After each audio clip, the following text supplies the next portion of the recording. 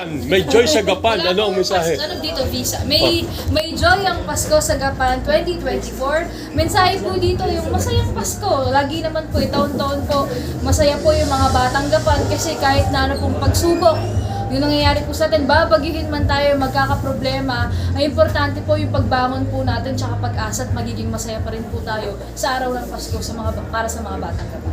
Pero ma'am, bukod sa napakagandang plaza na ito at mga pailaw, sabi niyo magkakaroon pa rin ng masagana at masarap na Noche Buena. Paano po ito, ma'am? Opo, simula pa naman po nung naging mayor si Congressman Eming Pascual, simula 2016, sinimulan po niya yan at pinagpatuloy ko po.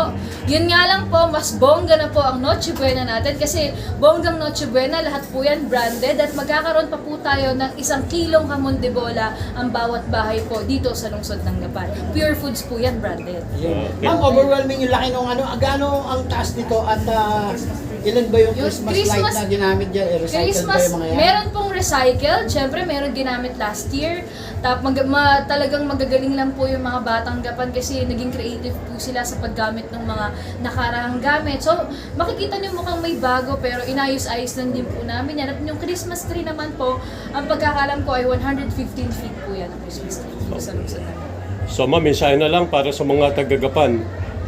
Para po sa mga batang Gapan, kagaya po ng sinabi ko kanina, alam niyo po, hindi niyo po iintindihin yung Pasko niyo at hindi ko po hahayaan na merong isang batang Gapan o merong bahay sa Gapan na magiging malungkot sa Noche Buena kasi sisiguraduhin ko, personal po akong pupunta sa bawat barangay at magkakaroon po ng masayang Pasko ang bawat batang Gapan dahil may joy sa Pasko ang Gapan. Ay, isang paglilinaw na lang ma'am kasi political period na rin. Okay po. Ibig sabihin, walang may iwan kahit hindi ka politika. Tama po. At gano'n naman po tayo ever since Panahon man po ng politika or hindi, lahat po binibigyan natin, hindi po ba?